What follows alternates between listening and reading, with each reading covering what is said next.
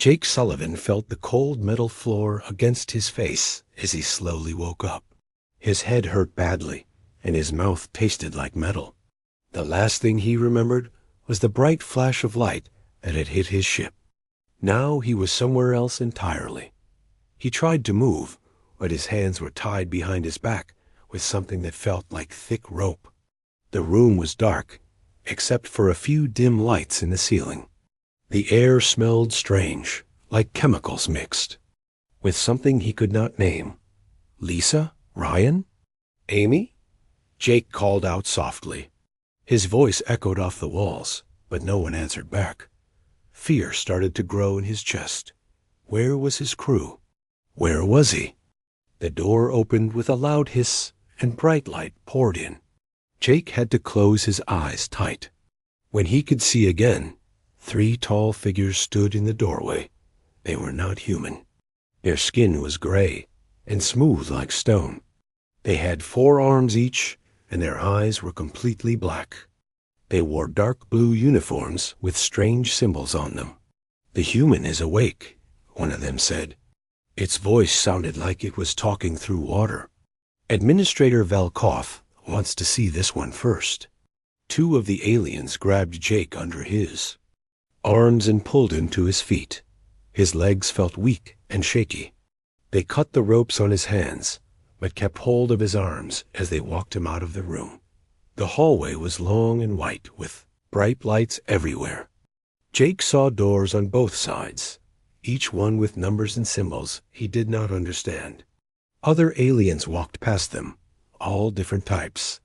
Some were tall and thin with too many joints in their arms and legs. Others were short and round with thick fur covering their bodies.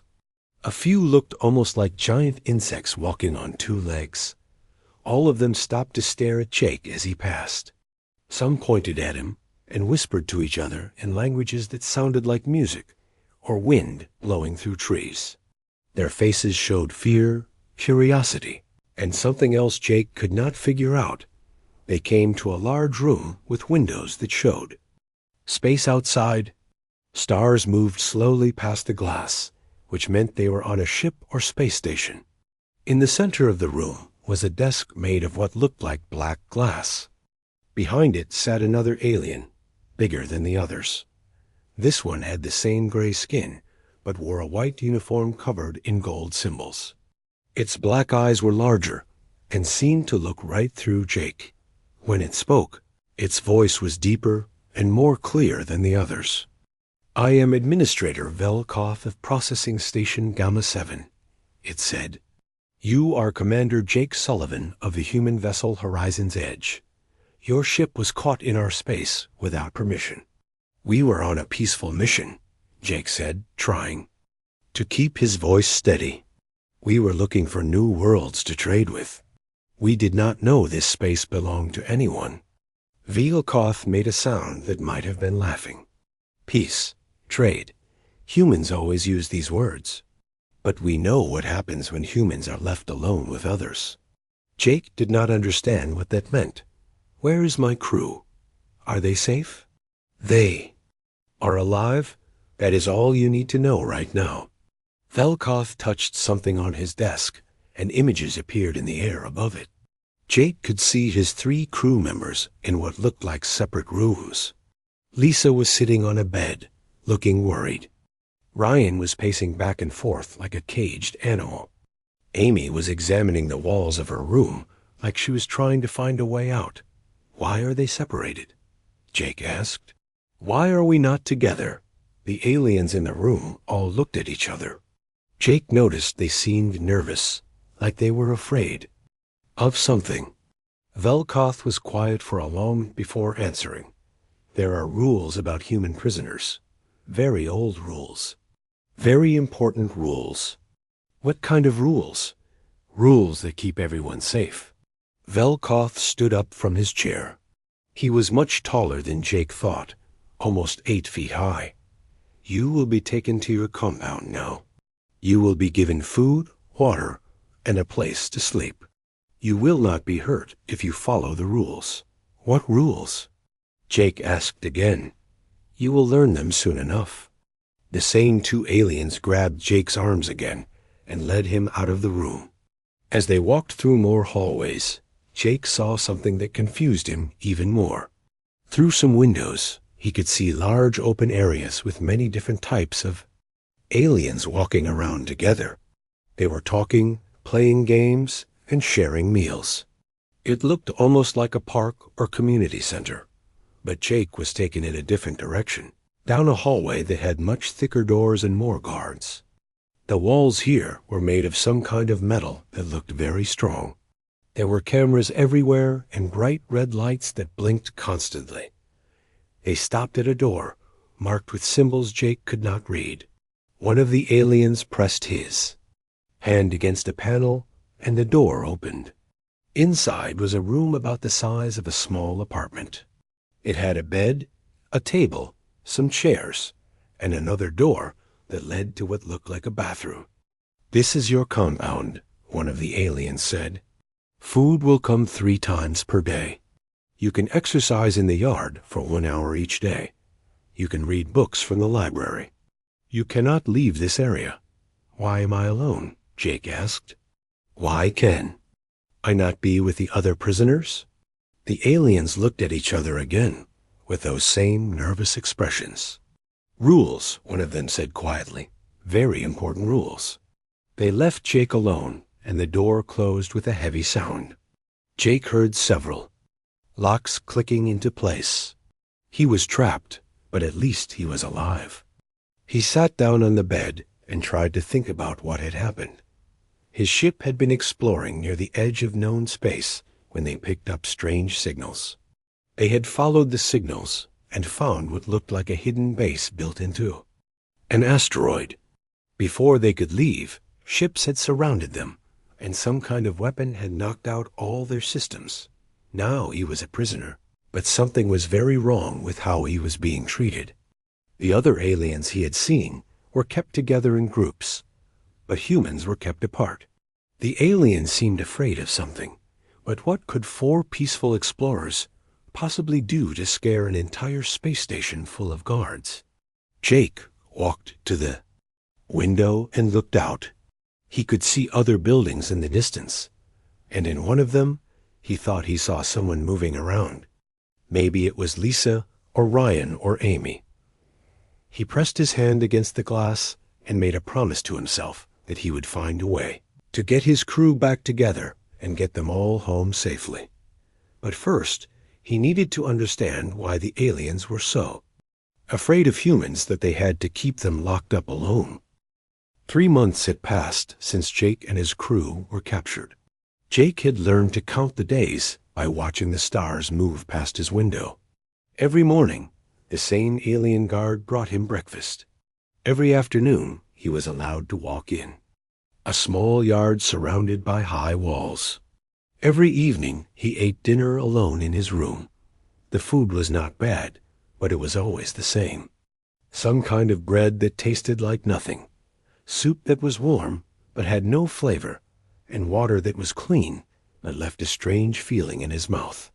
Jake had lost weight, and his clothes hung loose on his body.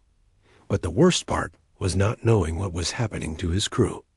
Sometimes, during his exercise time, he could see figures moving in other buildings far away. He hoped it was Lisa, Ryan, and Amy, but he could never be sure. The guards never talked to him except to give simple orders: eat, walk, sleep. When Jake asked questions, they just stared at him with their black eyes and said nothing. It was like they were afraid that talking to him might be dangerous. One day, something different happened. Jake was reading a book in the alien language that he was slowly learning to understand when he heard voices outside his window. He looked out and saw 2 guards talking to each other. They were standing far enough away that they thought he could not hear them. "The human in Section 7 has been asking about exercise equipment," one guard said. "Should we give him weights to lift?" "No," the other guard replied quickly. "Remember what happened on Kepler Station. The human there got strong enough to bend the bars on his window. Administrator Velkoff says humans must never be allowed to get too strong. But this human seems peaceful. He just reads books and walks around his yard. That is what they all seem like at first. But humans are different from other species. They think about things in ways that can be dangerous. Jake pressed his ear closer to the window, trying to hear more. I heard that the walls around the human compounds are 3 times thicker than normal prisoner walls, the first guard continued. And they use the same metal that we use to contain the most violent criminals in the galaxy. The humans are not violent, the second guard said. That is not why we keep them separated. Then why? There was a long pause. Have you ever heard of the Brisbane incident? Jake's heart started beating faster. Brisbane incident? What was that? No. What happened there? It was before my time, but the older guards sometimes talk about it. A human prisoner was kept with other species on a prison planet.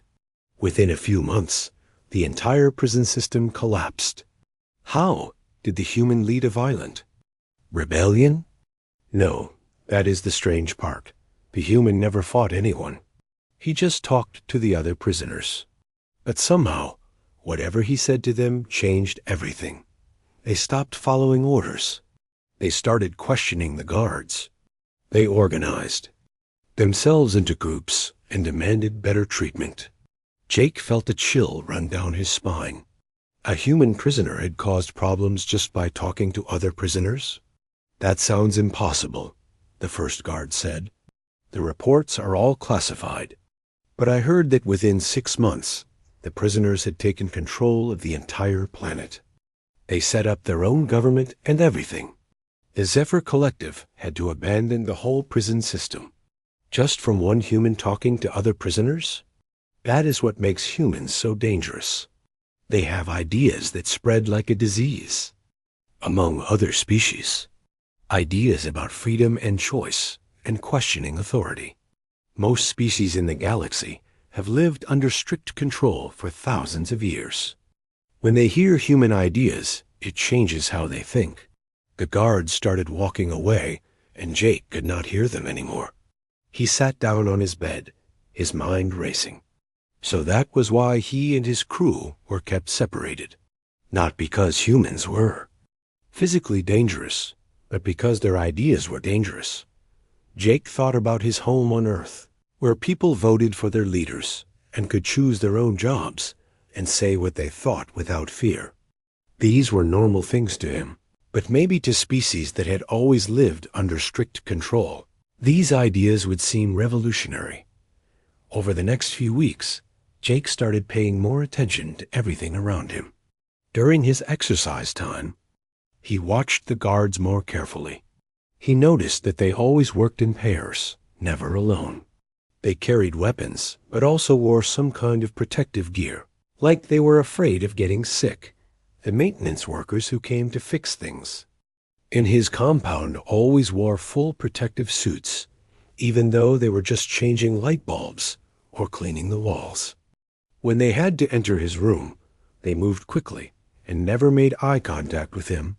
Jake realized that everyone was afraid of him, but not because they thought he would hurt them physically. They were afraid of what he might say to them. One day, Jake decided to test his theory. When a maintenance worker came to fix his sink, Jake tried to start a simple conversation.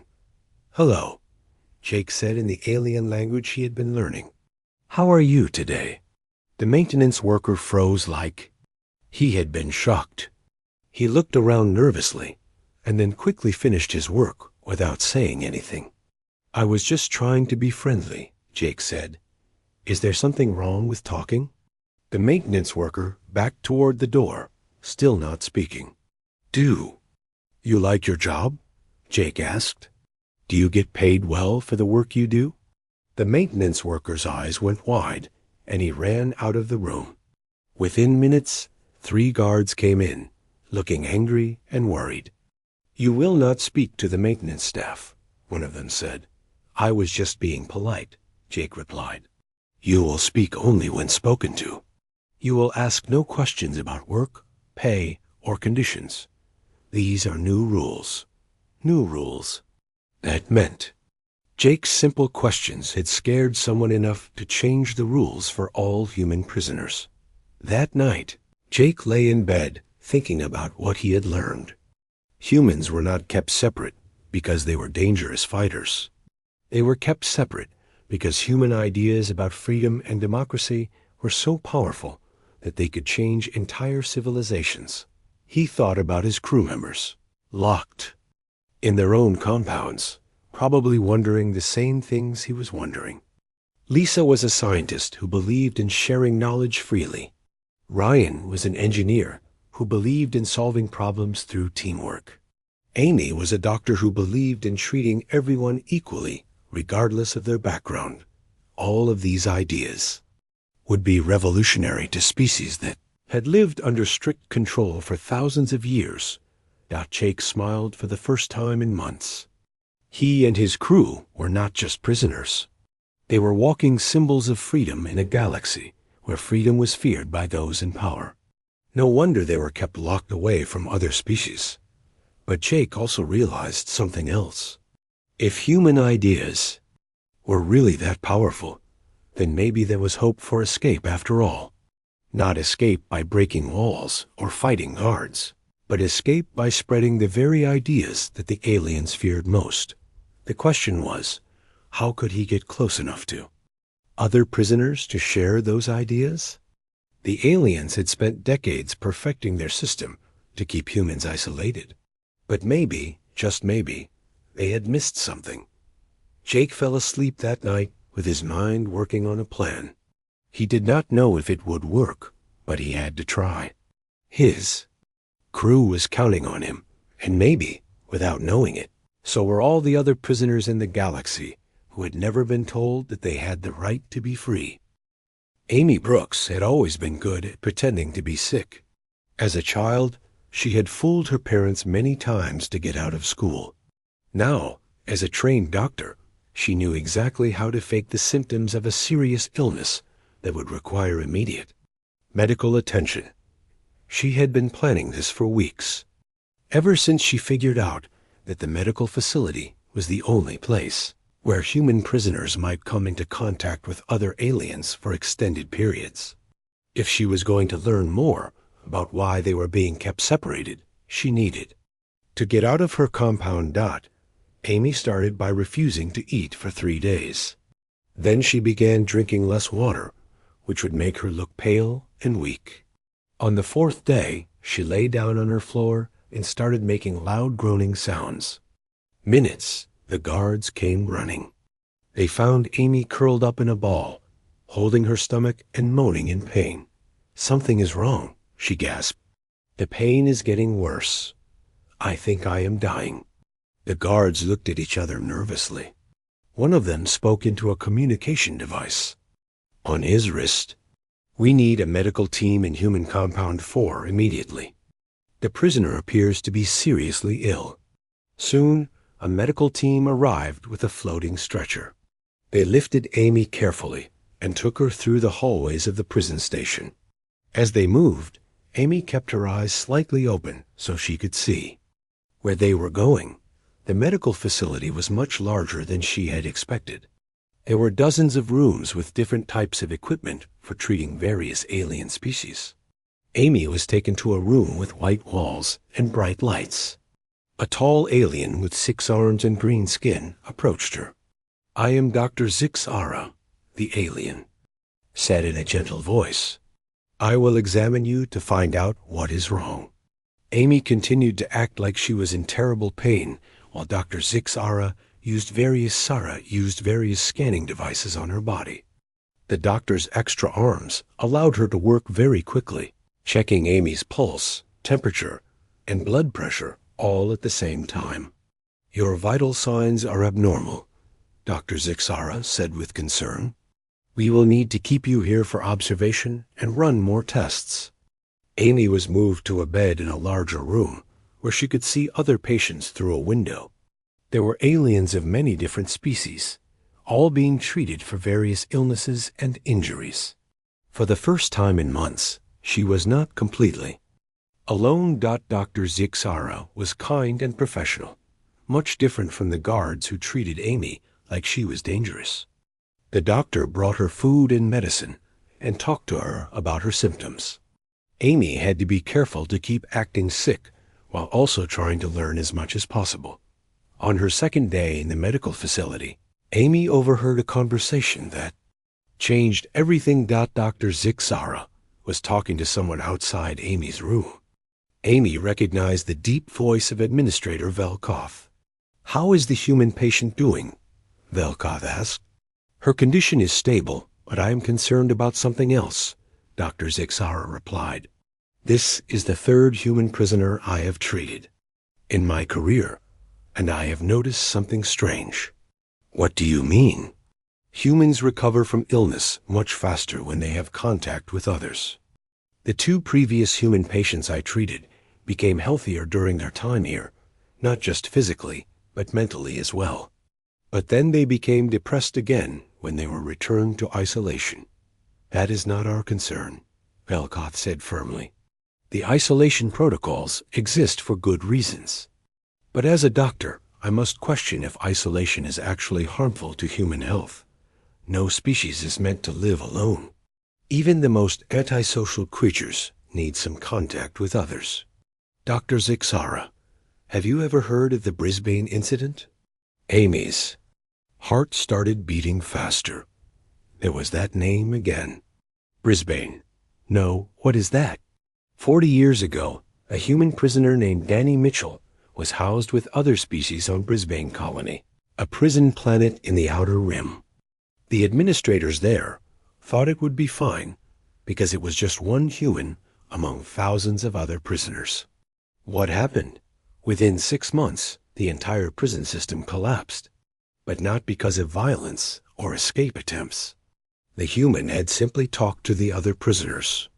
Amy held her breath, trying not to make any sound that would let them know she was listening. "I do not understand," Dr. Zixara said. "How can talking cause a prison system to collapse?" Danny Mitchell shared human ideas with the other prisoners. Ideas about individual rights, about questioning authority, about making decisions together instead of following orders blindly.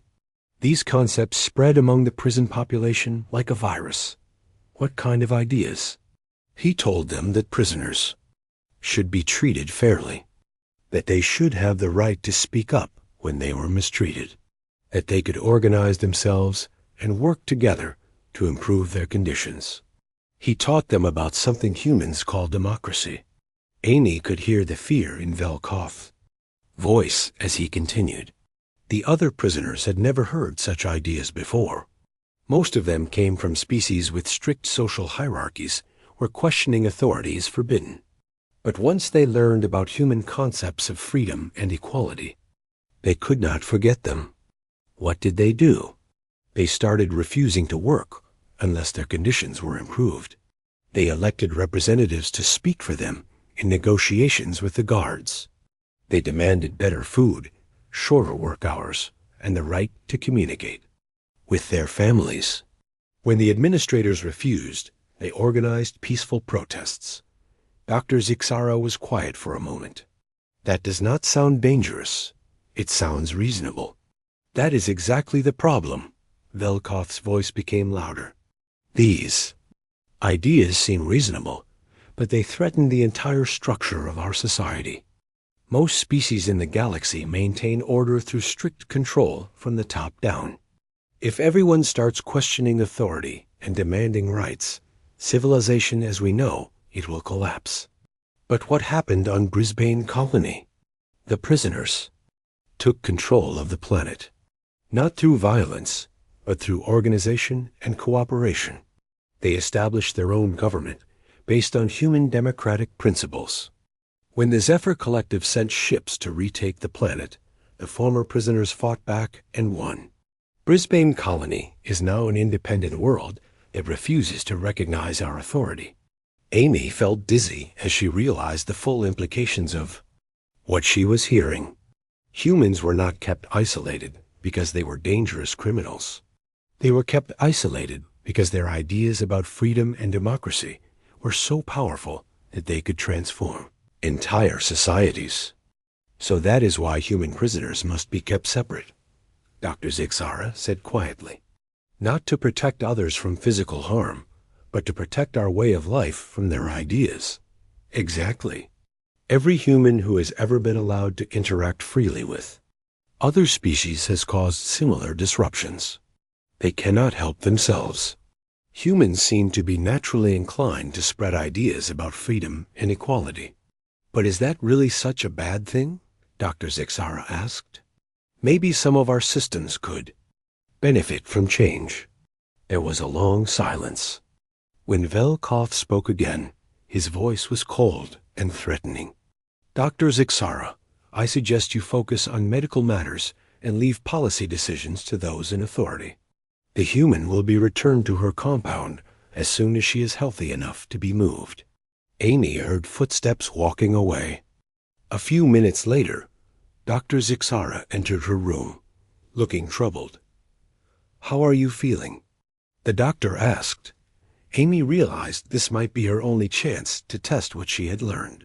Doctor, can I ask you something? Dr. Zixara looked around nervously, then nodded double quotes. Do you enjoy your work here? The doctor seemed surprised by the question. Ah, yes, I suppose I do. I like helping patients get better. Do you think you are paid fairly for your work? Dr. Zixara's green skin seemed to change color slightly. I have never really thought about it.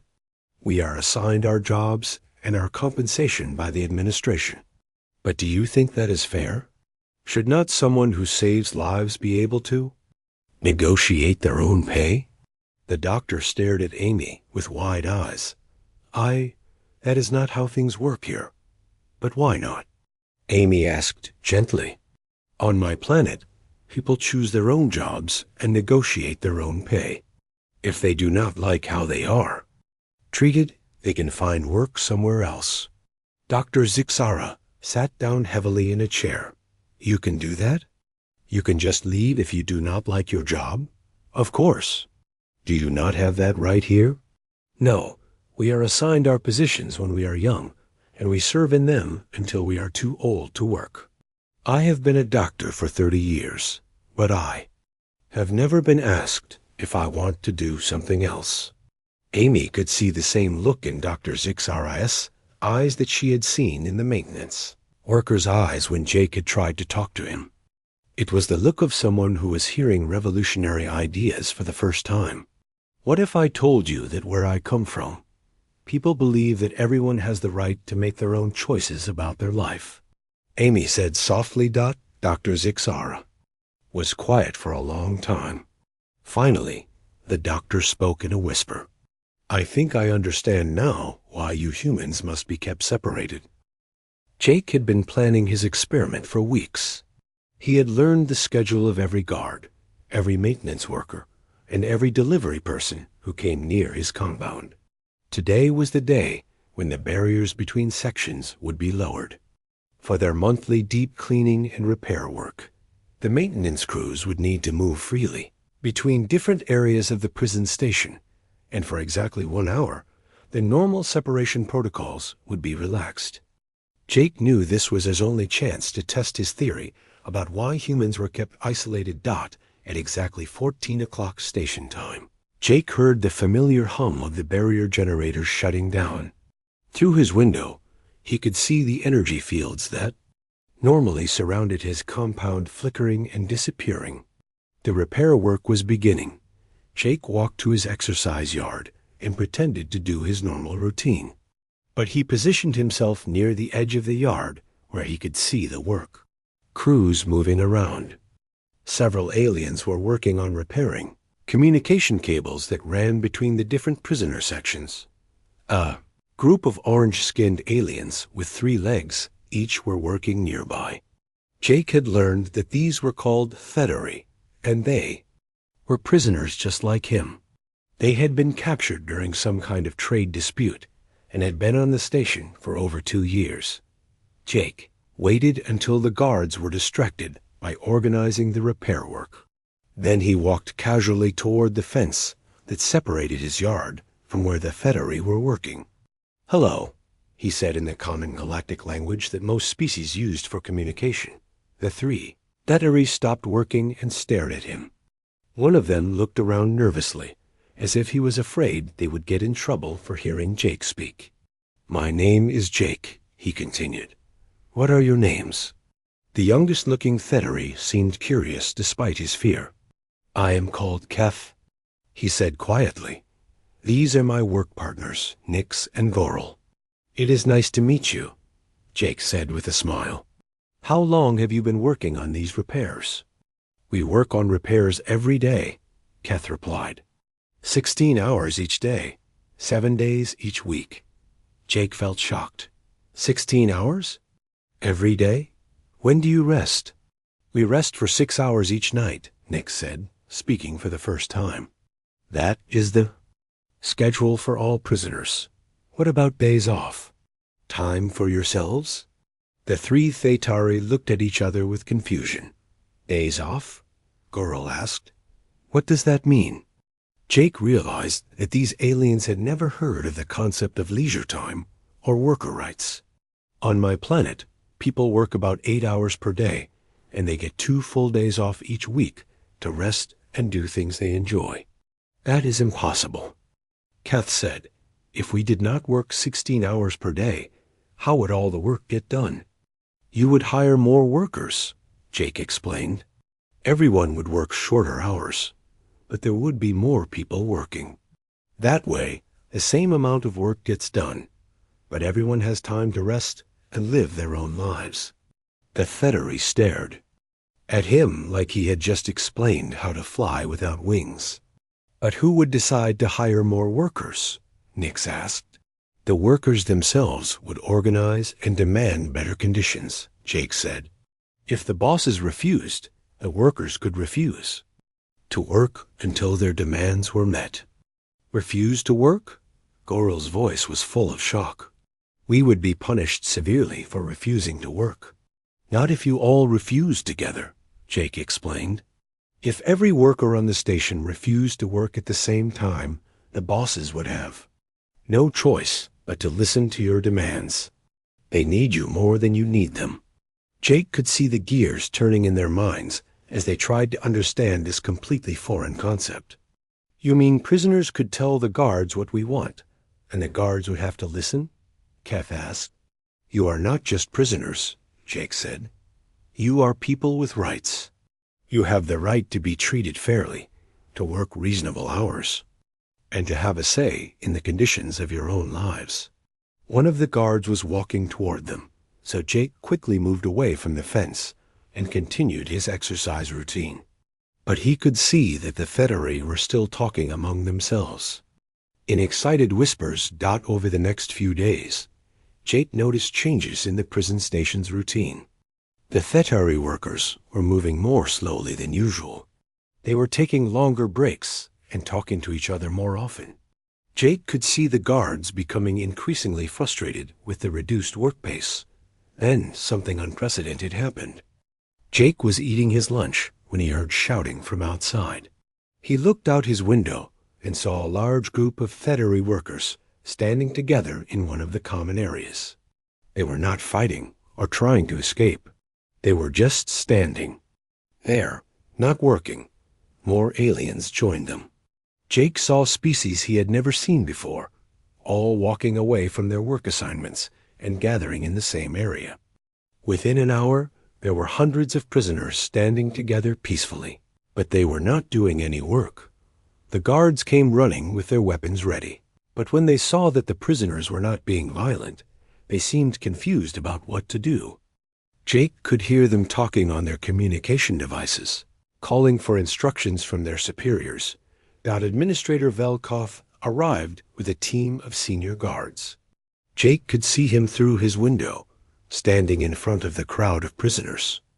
Even from far away, Jake could tell that Velkov was angry and scared. The administrator was speaking to the prisoners, but Jake could not hear what he was saying. However, he could see that the prisoners were not moving. They just stood there, listening but not returning to work. This continued for hours. No work was being done anywhere on the station. The prisoners were not violent or destructive, but they were also not following orders. It was exactly the kind of peaceful resistance that Jake had told the Thetari about. By evening, Jake could see that negotiations were taking place. Velkoth was meeting with small groups of prisoners, and there seemed to be a lot of discussion going back and forth. Jake felt proud and worried at the same time. Proud that his ideas had inspired the prisoners to stand up for themselves, but worried about what the consequences might be. The next morning, Jake noticed that the work schedules had changed. The prisoners were working only 12 hours per day instead of 16. They were also being given 1 day off each week. It was not as good as what Jake had described from Earth, but it was a huge improvement from their previous conditions. But Jake also noticed that security around his compound had been increased dramatically.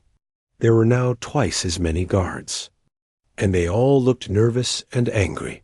The barriers around his section had been reinforced with additional layers of energy fields. 2 days later, Jake saw Amy being returned to her compound from the medical facility.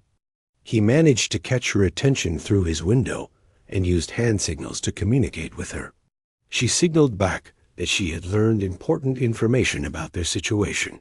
That evening, during his exercise time, Jake saw Ryan in his distant compound. Ryan was also using hand signals to communicate. He indicated that similar work slowdowns were happening throughout the station, and that the alien workers were asking questions about fair treatment and workers' rights. Jake realized that his simple conversation with the Thetari had started something much bigger than he had expected. The ideas of democracy and workers' rights were spreading throughout the prison station like wildfire. The aliens who had lived under strict control their entire lives were suddenly questioning why they had to accept unfair treatment. But Jake also knew that the authorities would not let this continue. Velkoth and the other administrators would find a way to stop the spread of human ideas before they completely disrupted their system of control. Jake looked up at the stars through his window and wondered if similar things were happening on other prison stations throughout the galaxy. If one human talking to a few aliens could cause this much change, what would happen if humans were allowed to interact freely with other species everywhere? The answer to that question, Jake realized, was exactly what the authorities were afraid of, and that was why humans had to be kept separated from everyone else, no matter what. Administrator Velkoth stood in the center of the secure meeting room, wearing his full ceremonial armor for the first time in years. The golden symbols on his white uniform gleamed under the bright lights. 6 armed guards flanked him, their weapons ready, but not pointed directly at the 4 humans who sat around the table. Jake, Lisa, Ryan, and Amy had been brought together for the first time in 4 months. They looked thinner and paler than when they had first arrived, but their eyes were bright with intelligence and determination. "This meeting is being recorded," Velkoth announced. "Everything said here will be reviewed by the High Council of the Zephyr Collective. You humans have caused significant disruption to our operations." "We have not done anything violent," Jake replied calmly. "We have simply talked to other prisoners about concepts that are normal on our world. Normal for humans, perhaps, but devastating for civilized society." Velkoth activated a holographic display that showed images of the prison station. "In the 3 weeks since your conversations with other prisoners, we have experienced 17 work slowdowns, 42 formal complaints about working conditions, and requests for representation in station management decisions." Lisa leaned forward. "Those sound like reasonable requests to me." "Reasonable?" Velkoth's voice rose. "These prisoners have been compliant for years. They followed orders, worked their assigned hours, and caused no problems. Now they question everything. They want to negotiate their work schedules. They demand better food. They ask why they cannot communicate with their families." "Those are basic rights," Amy said. Every thinking being should have those rights. Rights, Velkoth repeated the word like it tasted bad. Another human concept that spreads like a disease among other species. Ryan spoke up. Why is it a disease to want to be treated fairly? Velkoth walked to the wall display and changed the image. Now it showed a star map with dozens of red dots scattered across several sectors of the galaxy. Each red dot represents a location where human prisoners have caused what you call improvements to prison systems. Velkoth continued. Brisbane Colony was just the beginning. In the 40 years since that incident, similar disruptions have occurred on 17 different worlds. Jake studied the map. What kind of disruptions? Prison reforms, worker rights movements, democratic uprisings, Velkoth said with disgust. On Kepler Station, human prisoners taught other species about the concept of voting. Within 6 months, the prisoners had elected their own leadership council and were making demands for self-governance. That sounds like progress to me, Lisa said. Progress toward chaos, Velkoth replied. On mining colonies 8 and 9, a human prisoner explained the concept of labor unions to the workers. They organized strikes and demanded shorter work days and better safety equipment. Production dropped by 60%. Amy smiled. But I bet the workers were happier and healthier. Happiness is irrelevant when the entire economic system is threatened, Velkoth snapped. These human ideas spread beyond the prisons. They reach civilian populations through communication networks and trade relationships. Entire planets had begun questioning their traditional government structures. Ryan looked at his crewmates. So we are dangerous because we believe in freedom and democracy? You are dangerous because those beliefs are infectious to species that have maintained stable societies for thousands of years through proper hierarchy and control. Velkoth changed the display again, showing graphs and charts. Social unrest has increased by 400% in sectors where human ideas have been introduced. Maybe your societies needed some unrest, Jake said quietly. Velkoth turned to face him directly. Do you have any idea what happens when established order breaks down? Wars, economic collapse, millions of deaths. The rigid structures you humans find oppressive are what keep our civilizations functioning. But are your people happy? Amy asked, do they have the chance to choose their own lives, to pursue their own dreams? Happiness and dreams are luxuries that can only exist when there is order and stability, Velkoth replied. Your human concepts may sound appealing, but they lead to chaos. Lisa shook her head. That is not true. On Earth, we have both democracy and stability. People can vote for their leaders, choose their jobs, and speak freely, but we still have functioning societies. Earth is one planet with one species, Velkoth said. The galaxy contains thousands of different species, with completely different ways of thinking and living. What works for humans cannot work for everyone. How do you know if you have never tried? Ryan asked. How do you know these species would not be happier with more freedom if you never give them the chance to choose? Velkoth was quiet for a long moment. When he spoke again, his voice was softer, but still firm. There is something else you need to understand. The policy of isolating human prisoners is becoming controversial within our own government. Many younger members of the Zephyr Collective have been exposed to human ideas through intercepted communications and cultural exchanges. Felt a spark of hope. What do you mean?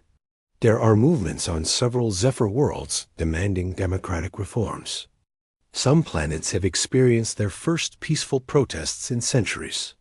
Citizens are asking for the right to vote for their leaders and to have a say in their own governance. That is wonderful, Amy said. That is terrifying, Velkoth corrected. Our entire civilization is built on the principle that wise leaders make decisions for the good of all. If everyone starts making their own decisions, how can we maintain order and unity? Lisa leaned back in her chair. Maybe order and unity are not as important as freedom and happiness. Easy words from someone who has never seen a civilization. Collapse, Velkoth replied. But I did not bring you here to debate philosophy. I brought you here to make a deal. The humans looked at each other with surprise. What kind of deal? Jake asked. The High Council has authorized me to offer you a choice. You and your crew can return to your ship and leave this sector of the galaxy immediately. In exchange, you will agree never to return and never to share information about our prison systems with other humans.